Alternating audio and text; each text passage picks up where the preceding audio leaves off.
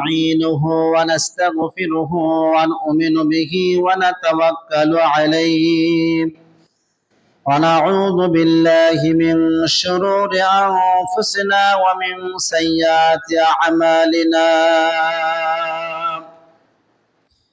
من يهده الله فلا مضل له ومن يضلله فلا هادي له ونشهد أن لا إله إلا الله وحده لا شريك له ونشهد أن سيدنا وسندنا ونبينا وشفيعنا ومولانا محمدا عبده ورسوله الذي أرسله بالحق بشيرا ونذيرا وداعيا إلى الله بإذنه وسراجا منيرا أما بعد فقد قال الله تعالى في كلامه المجيد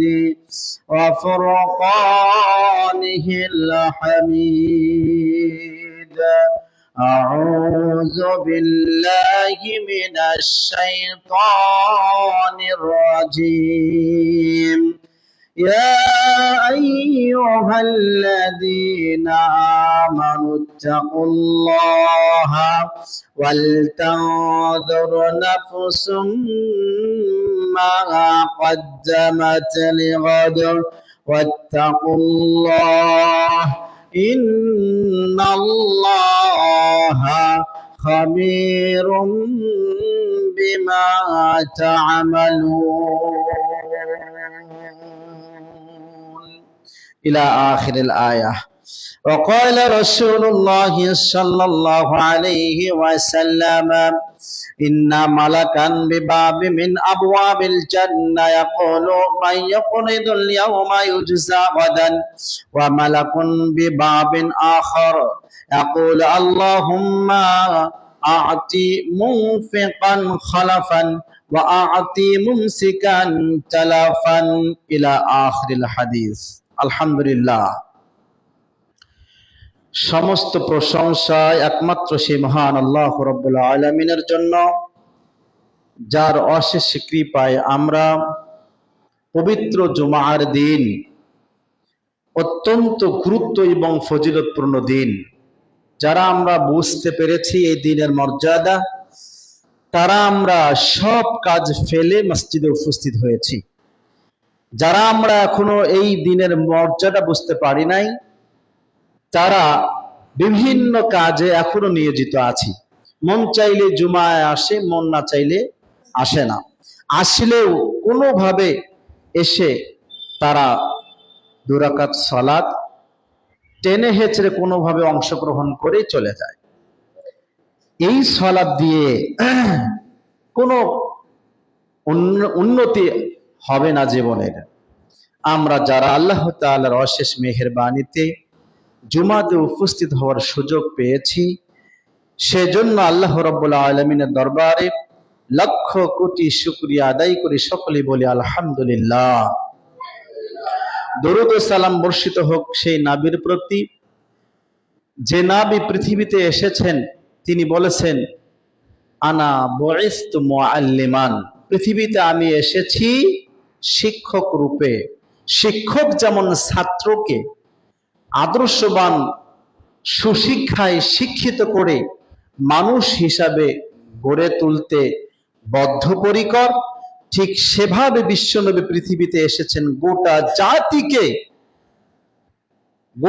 জাতিকে জাহান্নামের পথ থেকে বেঁচে জান্নাতের পথে প্রবেশ করানোর জন্য বিশ্বনবী পৃথিবীতে আগমন করেছিলেন। সেই নবীর প্রতি লক্ষ কোটি দরুদ ও সালাম, শান্তির ধারা বর্ষিত হোক। আমরা সকলেই বলি সাল্লাল্লাহু আলাইহি ওয়াসাল্লাম। সম্মানিত উপস্থিতি মুসল্লিবৃন্দ, আমি আপনাদের সামনে যে বিষয়টি আলোচনা করব, তিনটি জুমা লাগবে এই বিষয়টি আপনাদের সামনে উপস্থাপন করার জন্য। বিষয়টি হলো যে দান করা ছাড়াই টাকা দিয়ে সদকা করা ব্যতীত কিছু আমল আছে, যে আমলগুলো সদকার মতো ফজিলত, সদকার মতো ফজিলতপূর্ণ আমল আছে, যেগুলো সদকার কাজ করে। এমন কিছু আমল আছে যেগুলো সদকার কাজ করে। তো সদকা কি জিনিস আজকের পর্বে আমরা জানবো। সদকা কি জিনিস, সদকা করলে আর ফজিলত কি, এটা জানবো আজকের জুমায়। আগামী পর্বে জানবো কোন আমলগুলো করলে টাকা দিয়ে সদকা করা লাগে না, কোন আমলগুলো করলে দান করতে হয় না, দান করা ছাড়াই দানের সওয়াব পাওয়া যায়। আমরা সেই বিষয়গুলো জানার চেষ্টা করব। প্রিয় ভাইয়েরা আমার, আজকে আপনাদের সামনে যে বিষয়টি আলোচনা করতেছি সেটি হলো সদকা করার ফজিলত। যে সদকা করলে আল্লাহ রাব্বুল আলামিন তার বান্দাকে এমন কিছু জিনিস দান করবেন যেটার কল্পনাও আপনি করতে পারবেন না। মহান আল্লাহ তাআলা মুমিনদেরকে আগামী দিনের জন্য, আখিরাতের জন্য, কিয়ামতের জন্য সতর্কতার সহিত তিনি পাঠাইতে বলেছেন যে তোমরা আগামী দিনের জন্য কি পাঠাইলা, এ ব্যাপারে তোমাদের চিন্তা করা উচিত। কিভাবে? মহান আল্লাহ তাআলা বলেছেন, ইয়া আইয়ুহাল্লাযীনা আমানুত্তাকুল্লাহা ওয়াল তানজুর নাফসুম মা কদ্দামাত লিগাদ। হে ঈমানদারগণ, হে ঈমানদারগণ, ইত্তাকুল্লাহ, তোমরা আল্লাহকে ভয় করো। ইত্তাকুল্লাহ, আল্লাহকে ভয় করো। ওয়াল তানজুর নাফসুন, প্রত্যেকটি নফসকে, প্রত্যেকটি আত্মাকে লক্ষ্য করা উচিত, ভাবা উচিত, গবেষণা করা উচিত। কি? যে মা কদ্দামাত লিগাদ, আগামীকালের জন্য, আখিরাতের জন্য, কবরের জীবনে, কবরের জিন্দেগিতে কি প্রেরণ করলো সে বিষয়টি প্রত্যেকটি নফসকে ভেবে দেখা উচিত। তাহলে আপনি আমি প্রত্যেক ব্যক্তিকেই রিচার্জ করতে হবে যে আমি আমার জীবনের জন্য, আমি আমার নফসের জন্য কি করলাম। আল্লাহ বলেন ওয়াত্তাকুল্লাহ, আল্লাহরে ভয় করো, আল্লাহকে ভয় করো। কেন? ইন্নাল্লাহা খাবীরুম বিমা তা'মালুন, নিঃসন্দেহে আল্লাহ রাব্বুল আলামিন তোমরা যে কর্মগুলো করো, কাজগুলো করো, গোপনে হোক কিংবা প্রকাশ্যে হোক, আল্লাহ সে খবরগুলো রাখেন। তাহলে আল্লাহ বললেন প্রত্যেকটি নফসকে ভেবে দেখা উচিত তার আগামী দিনের জন্য কি করতেছে। যেমন আমরা আমাদের লাইফ ফুরফুরা করার জন্য ফিউচার খুব সুন্দর করে সাজাইতেছি। ফিউচার মানে আগামীতে ভালো খাবো, আমি একটা ভালো বাড়িতে থাকবো, আমার একটা ভালো খাবারের ব্যবস্থা থাকবে, টাকা পয়সা থাকবে, আমার নেক্সট জেনারেশন সেটা নিয়ে ভালোভাবে উপভোগ করতে পারবে। এই নিয়ে আমরা যে গবেষণা করি, রাতের ঘুম হারাম হয়ে যায়, চিন্তা করতে করতে, পরিশ্রম করতে করতে আমাদের জীবনটাই শেষ করে দিচ্ছি আমরা। শুধু কিসের জন্য? ক্ষণস্থায়ী জীবনের জন্য, যে জীবনের শেষ আছে, অর্থাৎ টুডে অ্যান্ড টুমরো। আপনি আমি চলে যাব একদিন এই জীবন থেকে অন্য জীবনে, অথচ সে জীবন নিয়ে কত গবেষণা আমাদের, সে জীবন নিয়ে কত হয়রানি, সে জীবন নিয়ে কত পেরেশানি, সে জীবন নিয়ে বলা যেতে পারে আপনি আমি যেখানে জব করি, আমাদের জবের মধ্যে যদি নাইট ডিউটি থাকে, সন্ধ্যা থেকে সকাল পর্যন্ত সারা রাত জাগিয়ে আমি ডিউটি করি, আবার ডেতে থাকলে সারাদিন ডিউটি করি, তার মানে চলার জন্য। কিন্তু আল্লাহ বললেন বান্দা তোমাদের ভাবা উচিত অনন্তকাল স্থায়ী জীবন, যে জীবনের শেষ নেই। আল্লাহ রাব্বুল আলামিন জান্নাত এবং জাহান্নামীদের যখন ফয়সালা করে দিবেন, তখন সবচাইতে জাহান্নামীরা কষ্ট পাবে একটা বিষয় দেখে, আর জান্নাতীরা সবচাইতে আনন্দ পাবে একটা জিনিস দেখে। সেটি হলো জান্নাতীদেরকে আল্লাহ ডাকবেন, জান্নাতীরা দাঁড় হোক, জাহান্নামীদেরকে আল্লাহ ডাকবেন, জাহান্নামীরা দাঁড় হয়ে যাও। দুই প্রান্তে দুই দল যখন দাঁড় হয়ে গেল, মাঝবর্তীতে আল্লাহ মৃত্যুকে একটা প্রাণী রূপে উপস্থাপন করবেন। একটা প্রাণী, একটা জন্তু, একটা জানোয়ার সেখানে উপস্থিত করে আল্লাহ রাব্বুল আলামিন সেই মৃত্যুকে জবাই করে দিয়ে বলবেন, লা তামুতুল জান্নাহ, জান্নাতীরা যারা আছে তোমাদের মৃত্যু হবে না, জাহান্নামীরা যারা আছে তোমাদেরও মৃত্যু হবে না। জাহান্নামীরা হাউ মাউ করে কেঁদে উঠবে, হায় আফসোস, ইয়া লাইতানি কুনতু তুরাবান, আমরা যদি মাটি হয়ে যেতাম আমাদের কোনো শাস্তি হতো না, আমরা যদি আজ নিঃশেষ হয়ে যেতাম আমাদের কোনো শাস্তি হতো না, এই শাস্তি দেওয়ার পরে আল্লাহ যদি আমাদেরকে মেরে ফেলতেন আমাদের কোনো শাস্তি হতো না। জাহান্নামের আযাব কত প্রখর, কত কঠিন, তারপরেও সে আযাবকে হার মানবে যখন তারা নিজের চোখে দেখবে যে আমরা জাহান্নামের ভিতরে আর মৃত্যুবরণ করব না। এই কষ্ট, এই বেদনা, এই যন্ত্রণা জাহান্নামের আযাবকে হার মানে ফেলবে, এতটা কষ্ট অনুভব করবে যে আমরা আর মারা যাব না। অপরদিকে জান্নাতীরা জান্নাতে যাওয়ার পরে তারা টেনশন ফিল করবে যে আমি কোনোদিন হয়তো বা মারা যাব, তখন জান্নাতের নিয়ামত থেকে আমি বঞ্চিত হব। তখন জান্নাতীরা যখন দেখলো যে না, মৃত্যুকে জবাই করে দেওয়া হলো, তখন জান্নাতীরা জান্নাতের মারা যাবে না, জান্নাতের মধ্যে এই আনন্দে খুশিতে জান্নাতের নিয়ামত গুলো যেমন হার মানবে, এমন পরিস্থিতি তৈরি হয়ে যাবে, আনন্দ উল্লসিত একবারে এত সুন্দরভাবে তারা জীবন যাপন করবে বলা মুশকিল। তাহলে মৃত্যু সেদিন কি হয়ে গেল? জবাই করে দেওয়া হলো। তাহলে অনন্তকাল যে জীবনের শেষ নেই, সেদিনের জন্য কি পাঠাইলাম আল্লাহ সেটা ভাবতে বললেন। প্রিয় ভাইয়েরা আমার, 6টি ফজিলত রয়েছে সাদাকা করার। নাম্বার 1, সাদাকা করলে শয়তান দূরীভূত হয়ে যায়। قال রাসূলুল্লাহ সাল্লাল্লাহু আলাইহি ওয়াসাল্লাম, বিশ্বনবী বলেছেন যে মা ইখরিজু রাজুলুন শাইআন মিনাস সাদাকা হাত্তা ইয়াফুক্কা আনহা লাহয়াই 70 শাইতানান। বিশ্বনবী বললেন, যখন কোন ব্যক্তি কিছু দান করে, যখন কোন ব্যক্তি কিছু সাদাকা করে, দান করে, সেই সাদাকার ফজিলত হলো যে হাত্তা ইয়াফুক্কা আনহা লাহয়াই 70 শাইতানান, তার দু চোয়ালের মধ্য হতে 70 জন শয়তানকে সে দূরীভূত করে ফেলল। 70 জন শয়তান আপনাকে বারবার প্রতারণা করতেছে, বারবার আপনাকে বিপদগামী করছে, অথচ আপনি যখন সাদাকা করবেন, বিশ্বনবী বললেন 1 নাম্বার ফাজিলত, বিশ্বনবী বললেন সাদাকা করলে শয়তান তার কাছ থেকে দূরে চলে যায়। প্রিয় ভাইয়েরা আমার, তাহলে আমরা হেলায় খেলায় শয়তানের ওয়াসওয়াসায় থাকি, শয়তানের ওয়াসওয়াসায় পড়ে আমরা ইবাদত করতে পারি না, শয়তানের ওয়াসওয়াসায় পড়ে আমরা আমল করতে পারি না। তাহলে শয়তানের কাছ থেকে হেফাজত পাওয়ার অন্যতম একটা পদ্ধতি হলো সাদাকা করা। নাম্বার 1, সাদাকা করলে কি দূর হয়ে যায়? শয়তান দূরীভূত হয়ে যায়। নাম্বার 2, সাদকার মাধ্যমে বান্দা ফেরেশতাদের দোয়া লাভ করতে থাকে, ফেরেশতাদের দোয়া। বিশ্বনবী বললেন, ইন্না মালাকান বিবাবি মিন আবওয়াবিল জান্নাহ,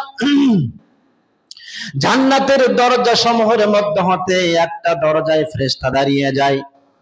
ফেরেশতারা দাঁড়িয়ে ইয়াকুলু, সেই ফেরেশতা বলে, জান্নাতের একটা দরজা দাঁড়িয়ে ফেরেশতা আহ্বান করতে থাকে, বলতে থাকে, মাইয়াকুরিদুল ইয়াউমা ইজসা গাদান, আজকে তোমরা কে আল্লাহর পথে দান করো, এই দানের বেনিফিটটা ইজসা গাদান, আগামীকাল আল্লাহ তোমাদেরকে প্রতিদান দিয়ে দেবে।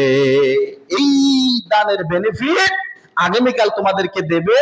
এইভাবে ফেরেশতারা আহ্বান করতে থাকে, বলতে থাকে যে কে আছো, দান করো আজকে, আজকের দান আগামী দিনের তোমাদের প্রতিদান আল্লাহ রাব্বুল আলামিন তোমাদেরকে দেবেন। এইভাবে আহ্বান করতে থাকে ফেরেশতা। বিশ্বনবী তারপরে বললেন, ওয়া মালাকুন বিবাব আখারা, অপর দরজায় দাঁড় হয়ে আরেকজন ফেরেশতা বলতে থাকে, ইয়াকুল আল্লাহুম্মা আতি মুনফিকান খালাফান, কে আছো তুমি তোমার দানকে বাড়িয়ে দাও, তুমি তোমার গোপন দানকে বাড়িয়ে দাও, তুমি তোমার কে আছো। অপর এক দরজা দাঁড়িয়ে এভাবে দানশীলকে বলতে থাকে, দান করো, দান করতে থাকো। আর অপর দিকে ওয়াআতি মুমসিকান জালাফান, যারা দান করে না, কৃপণের পরিচয় দেয়, আল্লাহ রাব্বুল আলামিনের কাছে ফেরেশতা দোয়া করে কি জানেন? ফেরেশতা দোয়া করে, কৃপণকে আল্লাহ তুমি ধ্বংস করে দাও। তাহলে এক দরজায় দাঁড়িয়ে ফেরেশতা আহ্বান করে, দোয়া করে, দানকারী দান বাড়িয়ে দাও। আরেকটা হাদিসের মধ্যে আসছেন যে প্রত্যেক দিন সকাল বেলায় দুজন ফেরেশতা আসমান থেকে নাজিল হয়। একজন ফেরেশতা বলতে থাকে, আল্লাহর বান্দা যারা দান করো, দানের হাত প্রসারিত করো, দানের বেনিফিট তুমি পাবে। আরেক ফেরেশতা বলে যে কৃপণ, আল্লাহ এই কৃপণকে ধ্বংস করে দাও, কৃপণের মাল কমিয়ে দাও, এজন্য দান করতে পারে না। এজন্য প্রিয় ভাইরা আমার, প্রতিদিন একটা হাদিসের মধ্যে এসেছে বিশ্বনবী একদিন দাঁড় হয়ে বললেন, কয়েকটি কথা সেখানে বলা আছে, তার মধ্যে একটি মুখ্য কথা হলো বিশ্বনবী সাহাবীদেরকে ডাক দিলেন, দিয়ে বললেন, আমার কোন সাহাবী আছে আজকে দান করেছেন? আবু বকর হাত উঠিয়ে বললেন, আমি আজকে দান করেছি। আবার বিশ্বনবী বললেন, আমার কোন সাহাবী আছে আজকে সিয়াম পালন করেছে? বিশ্বনবীর সাহাবী আবু বকর বললেন, আমি আজকে সিয়াম পালন করেছি। তাহলে দানও করেছে, সিয়ামও পালন করলো। আবার বলেন, আমার কোন সাহাবী আছে জানাজায় উপস্থিত হয়েছে? আবু বকর হাত উঠিয়ে বললেন, আমি জানাজায় উপস্থিত হয়েছি। আবার বিশ্বনবী বললেন, আমার কোন সাহাবী আছে রোগীকে দেখতে গিয়েছে? আবু বকর হাত উঠিয়ে বললেন, না, আমি রোগীকে দেখতে গিয়েছি। বিশ্বনবী বললেন, আমার আবু বকর। এভাবে তিনি বলেছেন। তাহলে সিয়াম পালন করা, সালাত আদায় করা, দান করা, রোগীকে দেখতে যাওয়া, জানাজায় উপস্থিত হওয়া, যেটাই প্রশ্ন করতেছেন আবু বকর বলতেছেন আমার মধ্যে এটা আজকে আছে। তাহলে একদিনের আমল, একদিন প্রশ্ন করেছেন বিশ্বনবী, যা প্রশ্ন করেছেন বলছেন নবী আমি করেছি। আর আপনাকে যদি বলা যায় আজকের ফজরটা পড়েছেন, আপনি বলবেন না। আজকে কোরআন তেলাওয়াত করেছেন, আপনি বলবেন না। আজকে কয় টাকা দান করেছেন, বলবেন না। সিয়াম পালন করেছেন, বলবেন না। আজকে আপনি রোগী দেখেছেন, রোগীর কাছে গিয়েছিলেন, কপালে হাত দিয়েছিলেন না। কোন ব্যক্তির জানাজায় অংশগ্রহণ করেছেন, আপনি বলবেন না। তার মানে যা বলবো সব হবে না। আর সাহাবীদের জীবনের মধ্যে ছিল সব ছিল ইয়েস, আর আমাদের হলো নো। এই হলো উল্টা জীবন। তাদের জীবনটা কি আর আমাদের জীবনটা কি? তাহলে আপনাকে আমাকে যা জিজ্ঞাসা করবেন আমাদের হবে না, আর সাহাবীদেরকে যা যা জিজ্ঞাসা করা হতো বলছে ইয়েস করেছি। তাহলে প্রতিদিন ফেরেশতা আগমন করে আর বলতে থাকে, কে দানকারী আছে তোমাদের দান বাড়িয়ে দাও। আর কৃপণকে বলতে থাকে, কৃপণের জন্য আল্লাহর কাছে দোয়া করতে থাকে, আল্লাহ এর সম্পদ সংকুচিত করে দাও, একে ধ্বংস করে দিয়ে দাও। তাহলে দানের ফজিলতে ফেরেশতাদের দোয়া পাওয়া যায়। 3 নম্বর ফজিলত, দান করলে আল্লাহর রাগ প্রশমিত হয়, আল্লাহর রাগ কমে যায় বান্দার উপরে।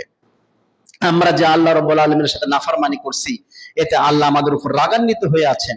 দান করলে সে রাগটা কমে যায়। বিশ্বনবী বলেন, সানাইউল মা'রুফি তাকি মাসারি'আস সু। বিশ্বনবী বলেছেন যে ভালো কাজ করলে মন্দ কাজের গুনাহগুলো দূর হয়ে যায়। ভালো কাজ করলে একজন ব্যক্তি ভালো করে, মন্দ করে, আরেকজন ব্যক্তি শুধু মন্দ করে। শুধু মন্দ করার চাইতে মন্দ এবং ভালো দুটো যে করে সে ব্যক্তিটা ভালো, কারণ ভালো করতে করতে একদিন সে মন্দটা আর করবে না, আর ভালো কাজ একদিন না একদিন মন্দ কাজকে মিটিয়ে দিবে। বিশ্বনবী সেটাই বলেন, সানাইউল মা'রুফি তাকি মাসারি'আস সু। কোন ব্যক্তি যদি ভালো কাজ করে সেটা মন্দ কাজ থেকে তাকে দূরে সরে দেয়। ওয়া সালাকাতুস সিররি তুতফিউ গাদাবার রাব্বি। আর কোন ব্যক্তি যদি সাদাকা করে, গোপনে সাদাকা, গোপন দান করলে আল্লাহ রাব্বুল আলামিনের রাগ তার উপর থেকে কমে যায়। বিশ্বনবী বলেন ওয়াসিলাতুর রাহমি তাজিদু ফিল উমর, জীবনের হায়াত বাড়াইতে চাও, জীবনের হায়াত বৃদ্ধি করতে চাও, তাহলে রেহেমের সম্পর্কগুলো বজায় রাখো, আত্মীয়তার সম্পর্ক বজায় রাখো, আত্মীয়কে খাওয়াও, আত্মীয়র সম্পর্ক বজায় রাখো। 1 কেজি গোশত কিনেছেন, এখানে 1 পা গোশত বাড়িয়ে দিয়ে একজনকে ডাক দিয়ে আত্মীয়কে সেখানে অংশগ্রহণ করান। কিনেছেন আপনি 1 পা গোশত বেশি, কিন্তু আপনার হায়াত বৃদ্ধি পাবে আত্মীয়র সম্পর্ক বজায় রাখার কারণে।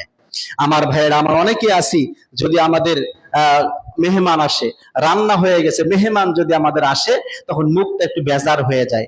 রান্নার মধ্যে মেহমান আসলো, কেমন হয়ে গেল। জি না, এইটা মুখ বেজার করবেন না। আপনার ইনকামের মধ্যে, আপনার অর্থের মধ্যে যদি একজন মেহমান এসে খায়, আপনি মুসলিম হিসাবে এই আত্মাটা শান্তি পাওয়া উচিত আপনার, যে আমার অর্জিত সম্পদের মধ্যে আল্লাহ একজন তার বান্দাকে রিজিক হিসাবে রেখেছেন, আমার অর্জিত খাবারের মধ্যে সে খেয়েছে, এটা আপনার ভালো মানে আনন্দ পাওয়া উচিত, কষ্ট নয়। তাহলে এটা যদি আপনি করতে পারেন, আপনার হায়াত বৃদ্ধি পাবে। এখন বলতে পারেন হায়াত তো আল্লাহ লিখে দিয়েছেন, কেমনে বৃদ্ধি পাবে? আপনি আপনার কর্মের মধ্য দিয়ে হায়াত বৃদ্ধি করবেন, সেটিও আল্লাহ লিখে রেখেছেন। প্রিয় ভাইয়েরা আমার, তাহলে রেহেমের সম্পর্ক বজায় রাখলে, আত্মীয়ের সম্পর্ক বজায় রাখলে হায়াত বৃদ্ধি পায়, আর দান করলে আল্লাহর রাগ কমে যায়। 3 নাম্বার। 4 নম্বরের ফজিলত হলো রোগ ব্যাধি দূর হয়ে যায় সাদাকা করলে।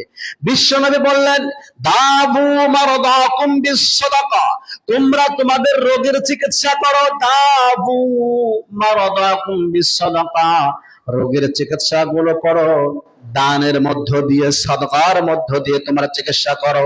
ওয়া হাসিনু আমওয়ালাকুম বিযাকাত, আর তোমাদের মালগুলোকে সুরক্ষিত করো যাকাতের মধ্য দিয়ে। ওয়া আইদুলিল বালাই দুআ, মুসিবত যখন পড়ে যাও, মুসিবত থেকে, বিপদ থেকে হেফাজত পাওয়ার জন্য আল্লাহর কাছে বেশি বেশি করে দোয়ার মাধ্যমে তোমরা বিপদ থেকে বাঁচতে চাও। 3টা কথা বিশ্বনবী বললেন। 1 নম্বর, রোগের চিকিৎসা করো সদকার মধ্য দিয়ে। 2 নম্বর, তোমাদের সম্পদ পরিশুদ্ধ করো, পরিষ্কার করো যাকাতের মধ্য দিয়ে। 3 নম্বর, মুসিবত থেকে হেফাজত থাকতে চাও, দোয়া করো বেশি বেশি, দোয়ার মধ্য দিয়ে আল্লাহ রাব্বুল আলামিনের কাছে পানাহ চাওয়ার মধ্য দিয়ে তোমরা তোমাদের মুসিবত থেকে হেফাজতে থাকতে পারবা। প্রিয় ভাইয়েরা আমার, তাহলে বিশ্বনবী এখানে বললেন কি, সদকার মধ্য দিয়ে রোগের হেফাজত করা যায় বা রোগের চিকিৎসা করা যায়। আমরা হাজার হাজার টাকা ডাক্তারকে দিকে দ্বিধাবোধ করি না, কিন্তু 100 টাকা 200 টাকা মসজিদ মাদ্রাসায় অভাবী গরিব দুঃখীকে দিতে কলিজাটা আমাদের ছিঁড়ে যায়। তাহলে সদকার মধ্য দিয়ে বিশ্বনবীর আদেশ, দাবু মারদাকুম বিসসাদাকা, সদকার মধ্য দিয়ে তোমরা চিকিৎসা নাও রোগের। চিকিৎসা ওখানেও নেবেন, কিন্তু বড় একটা মাধ্যম রাখবেন। আপনি অসুস্থ হয়ে গেলে একটা সদকা করে দেন, দেখবেন সুস্থ হয়ে যাবেন। প্রিয় ভাইয়েরা আমার, বিশ্ব নবীর হাদিস। তাহলে এখানে এই 4 নম্বর ফজিলত কি, সদকা করলে রোগ থেকে মুক্তি পাওয়া যায়।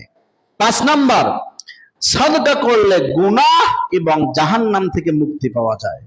গুনাহ থেকেও পরিত্রাণ পাওয়া যায়, জাহান্নাম থেকেও পরিত্রাণ পাওয়া যায়। বিশ্বনবী আদি ইবনে হাতিম রাদিয়াল্লাহু তাআলা আনহু বলেছেন, একদা রাসূল সাল্লাল্লাহু আলাইহি ওয়াসাল্লাম আমাদের সামনে খুতবা পেশ করতেছিলেন, নসিহা পেশ করতেছিলেন।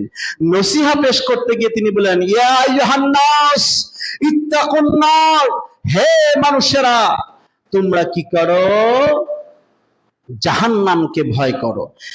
আমাদের সম্মুখে হয়ে তিনি বক্তৃতা দিতেছিলেন। যখন তিনি বললেন হে মানুষ সকল তোমরা জাহান্নামকে ভয় করো, তখন মুখটা ঘুরে আনিয়ে পিঠটা আমাদের করে দিয়ে তিনি ওদিকে হলেন, হয়ে বললেন জাহান্নামকে কিভাবে ভয় করবে জানো? এই যে নবী বলতেছিলেন, মুখটা ঘুরায় পিঠটা আমাদেরকে করে দিলেন। এইভাবে একবার নয়, সালাসা মাররাতিন, 3 বার নবী বলেন ইত্তাকুন নার, তোমরা জাহান্নামকে ভয় করো। নবী মুখ ফিরিয়ে নিলেন, পিঠ দিয়ে দিলেন। আবার সোজা হয়ে তিনি বলেন ইত্তাকুন নার, জাহান্নামকে তোমরা ভয় করো। আবার মুখটা ফিরিয়ে দিয়ে পিঠটা করে দিলেন। এইভাবে আমাদেরকে তিনি 3 বার ফিজিক্যালি দেখিয়ে দিলেন, এইভাবে ভয় করো।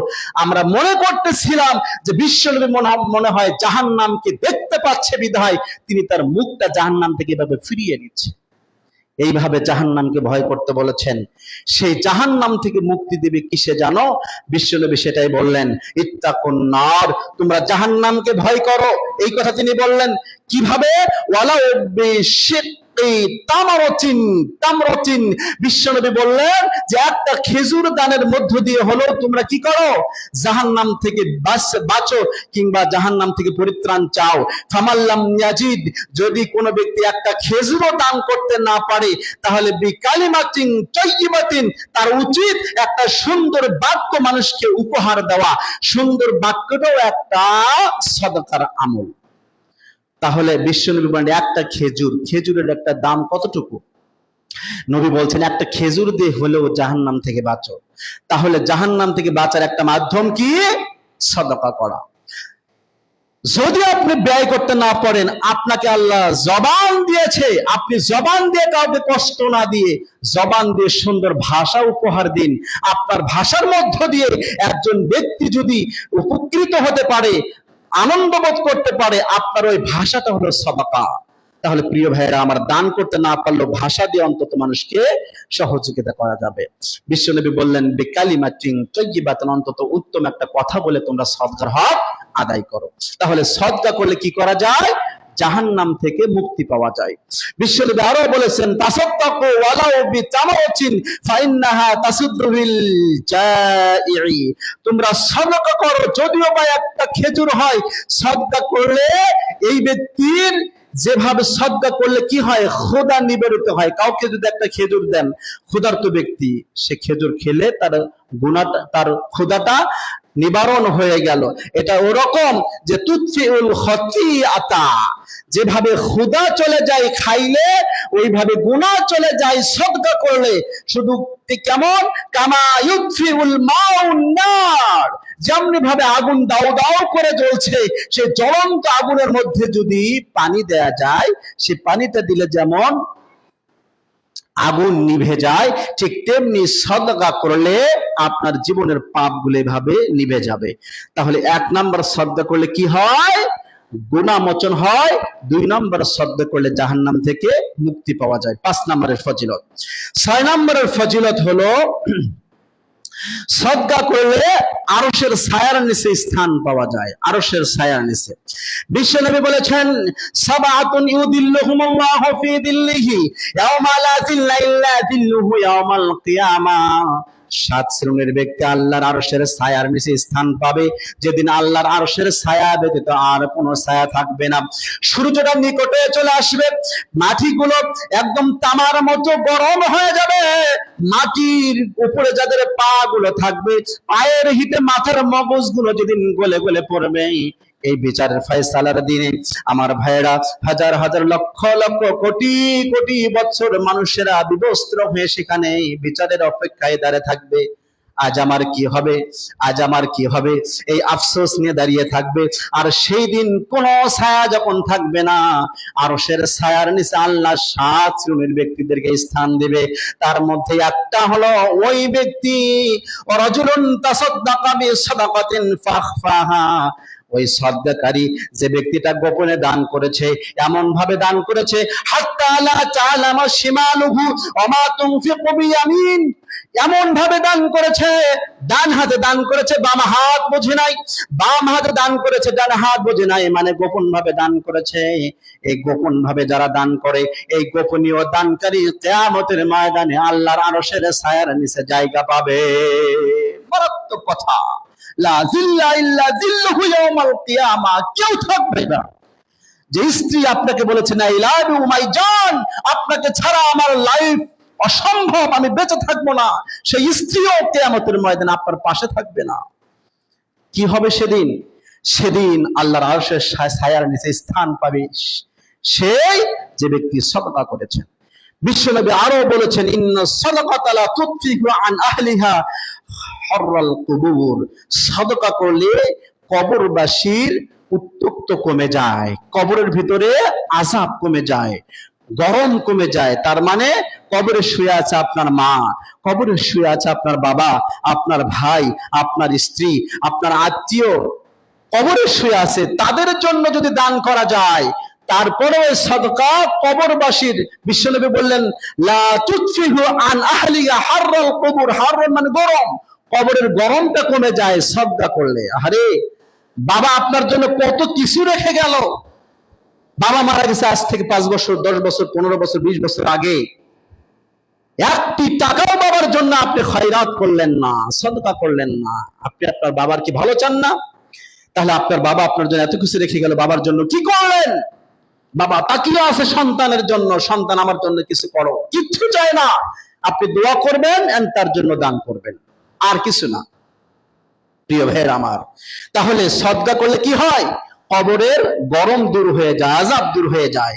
ওয়া ইন্নামা ইয়াস্তাদিল্লুল মুমিনু ইয়াওমাল কিয়ামা, বিশ্বনবী বললেন মুমিনদের জন্য কিয়ামতের ময়দানে ফি দিল্লি সাদাকা, সাদাকা তাদের উপরে এরকম ছায়া হয়ে দাঁড়িয়ে যাবে, মুমিনের মাথার উপরে সদকা করেছে, সদকার আরশের ছায়ার মতো সদকা দাঁড়িয়ে যাবে। এমনকি হাত্তা ইয়াকুদা বাইনান নাস, মানে কিয়ামতের ময়দানে হিসাব শেষ না হওয়া পর্যন্ত, মানুষদের হিসাব শেষ না হওয়া পর্যন্ত মুমিন ব্যক্তি যে দান করেছে সেই দানের ছায়াটা মানুষের শেষ, মানুষটা মানে হাসরের ময়দানে বিচার শুরু হয়েছে অনেক আগে, কত বছর যে চলে যাবে সে বিচার শেষ হওয়া পর্যন্ত এটা বলা মুশকিল।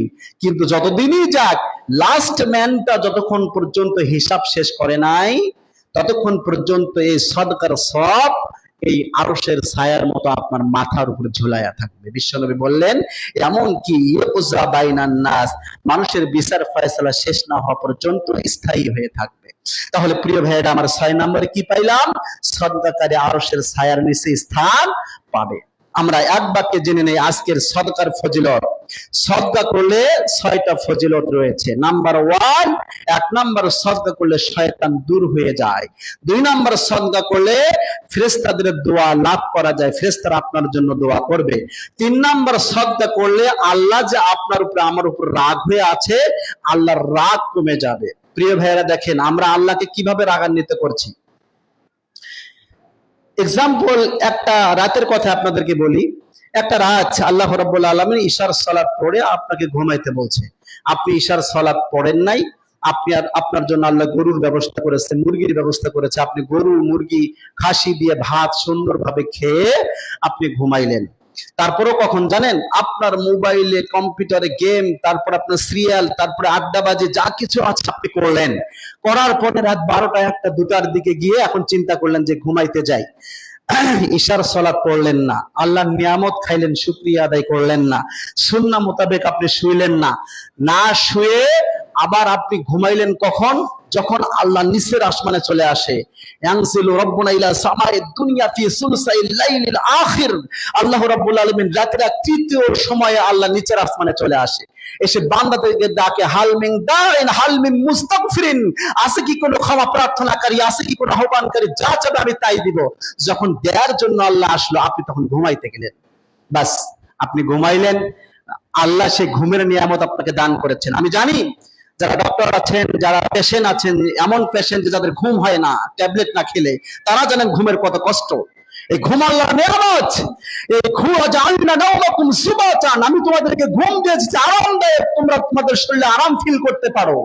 এই একটা আরামদায়ক ঘুম আল্লাহ আপনার নিয়ামত, আল্লাহ আপনাকে দান করেছে। সেই নিয়ামতটা পেয়ে আপনি ফজরের আজানে উঠলেন না, না ওঠার পরে সকালে আপনি এমন সময় উঠেছেন অনেক 9টা 10টার দিকে উঠে আপনি আপনার সেই নিয়ামতের খাবারটা আপনার সামনে রেডি, এই যে সারা রাত আপনি করলেন না, আল্লাহ নাফরমানি করলেন, আল্লাহ আপনাকে নিয়ামত দিল। তাহলে প্রত্যেকটি রাত, এটা একটা রাত না, জাস্ট এক্সাম্পল, আপনাকে একটা রাতের উদাহরণ আপনাকে দিলাম।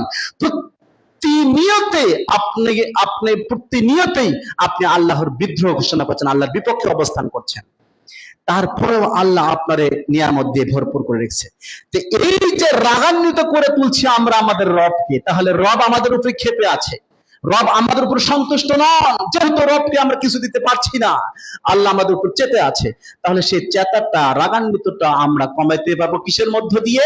নাম্বার 1, 1 নম্বরটা ইবাদত করতে হবে, তাহলে দান করার মধ্য দিয়ে আমরা কমাইতে পারবো।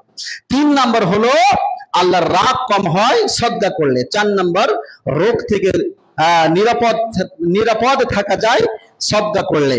5 নাম্বার গুনাহ মাফ হয় এবং জাহান্নাম থেকে মুক্তি পাওয়া যায়। 6 নাম্বার আরশের ছায়ার নিচে জায়গা পাওয়া যায় কি করলে? সদকা করলে। প্রিয় ভাইরা আমার, এই যে সদকার ফজিলতগুলো আমরা জানতে পারলাম, বুঝতে পারলাম, এই সদকা টাকা পয়সা ছাড়াও সদকার সওয়াব আমলনামায় এনে দেওয়া যায়, সেটা আলোচনা করব আগামী জুমায়। আল্লাহ তাআলা আমাদের সকলকেই সদকা করে সদকার পরিপূর্ণ সওয়াব নিয়ে কবরে যাওয়ার তৌফিক দান করুক, আল্লাহুম্মা আমিন। প্রিয় ভাইরা আমার, ছোট্ট একটা হাদিসের একটা অংশ আপনাদেরকে বলছি। যুদ্ধের ময়দানে বিশ্বনবী সাল্লাল্লাহু আলাইহি সাল্লাম বললেন, সাহাবীরা একটু দান করো, যুদ্ধের ময়দানে প্রয়োজন আছে। ওসমান রাদিয়াল্লাহু তাআলা আনহু, তিনাকে বলা হয় ওসমান গনি, ধনী ছিলেন, তিনি সম্পদ নিয়ে এসে দান করলেন। এই পরিমাণ তিনি দান করেছেন যে দানে বিশ্বনবী খুশি হয়ে বললেন, ওসমান, তুমি আজকে যে দান করেছো, আজকের পর থেকে মৃত্যু পর্যন্ত তুমি যদি দান না করো, জান্নাতে যাওয়ার জন্য তোমার দানটা যথেষ্ট হয়ে যাবে। সুবহানাল্লাহি বিহামদিহি। প্রিয় ভাইয়েরা আমার, সাহাবীদের দানের নাজারানা দেখেন কিভাবে তারা দান করেছেন। আমরাও দান করার চেষ্টা করব, আমরাও আমাদের হাতগুলো প্রসারিত করব। আল্লাহ তাআলা আমাদের সকলকে সেই তৌফিক দান করুক, আল্লাহুম্মা আমিন। ওয়া আখিরু দাওয়াহুম আনিল হামদুলিল্লাহি রাব্বিল আলামিন।